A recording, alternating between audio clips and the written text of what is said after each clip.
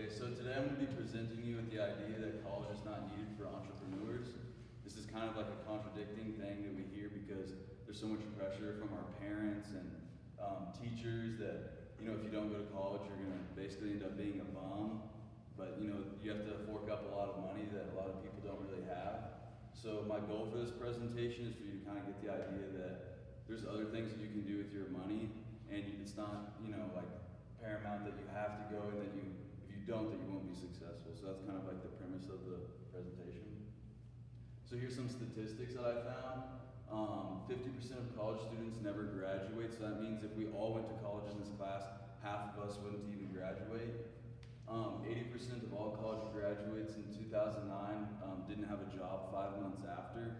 So, the economy crashed, and especially right now, everything's inflated. So you can imagine we're 18 years old, we go to college, we spend all this money, and you don't really know what's gonna happen. So I feel like we kind of put all of our eggs into one basket to just count on, I'm gonna go get a degree, get a specialized degree, and I'm gonna get a job, and that's not necessarily the case.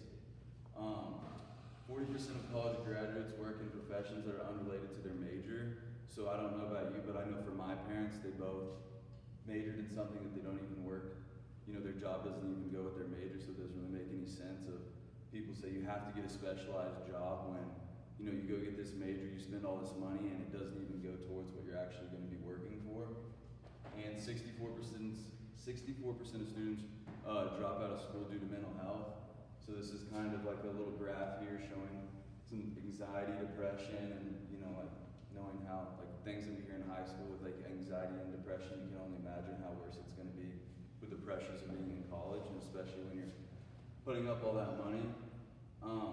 Why are these statistics so relevant?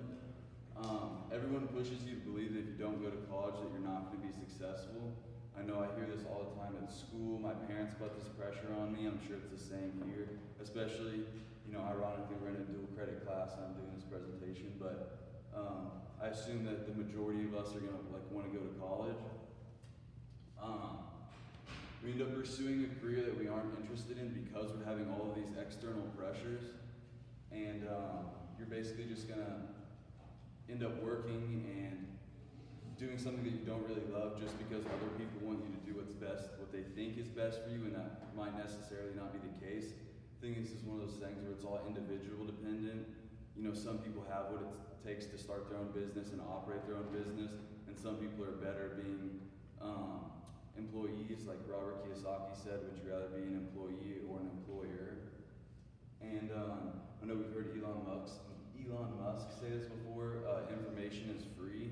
So basically what he's saying is, if you want to own your own business, with certain things, yes, it might help to have a college degree, but that's that external part of someone else is forcing you to learn, basically, forcing you to learn how to run a business. But if this is something that you're serious about and you actually want to do, all this information is free, where you can go to the library, you can learn just about anything on your computer. So if you want to be an entrepreneur, then it's basically up to you.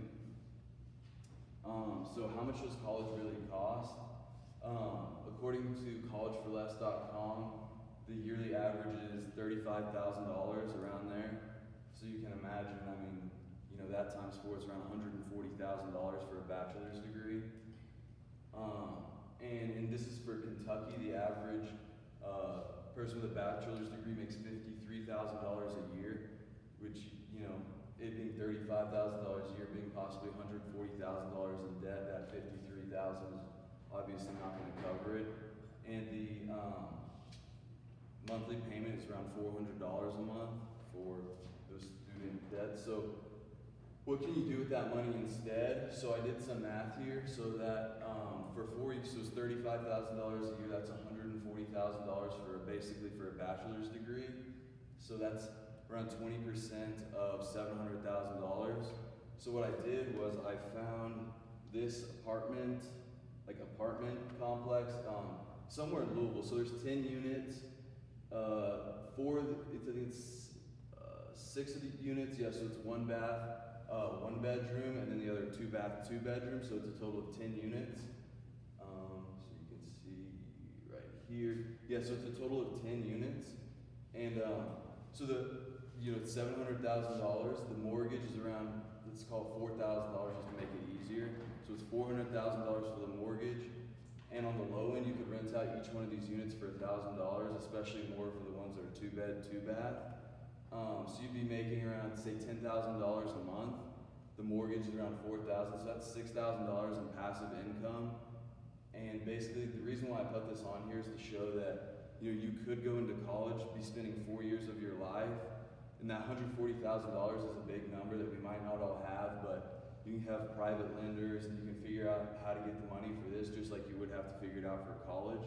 And for me personally, it would make more sense to have an investment property than being in college for 4 years, spend 4 years of my life doing something that's possibly not what I'm passionate about, or live in something like this. You could house hack this, you could live in one of the units, basically be living for free. That's $5,000 in passive income every month. So say if you have your own place and you just have that apartment unit, that's $6,000 in passive income every month. Times 12, that's $72,000 a year. Well, and then like I said previously, the average person with a bachelor's degree that graduates in Kentucky is $53,000 a year. So you can see how with that same amount of money that you're forking in the beginning, that you're having to put up in the beginning, you would be in a much better position with this investment property than you would be going to college, and you could just repeat the process and use that passive income to invest in other properties. So basically, if there's anything you could get out of this presentation, this might not be for you, but just to understand that there's other things that you can do with your money. And if your parents are the ones pushing you to go to college, or teachers, or whoever it is, don't do something that's good for someone else. You have to have your best interest in mind, because at the end of the day, it's your future, it's what you want to do. So thank you. This is my presentation. These are my citations.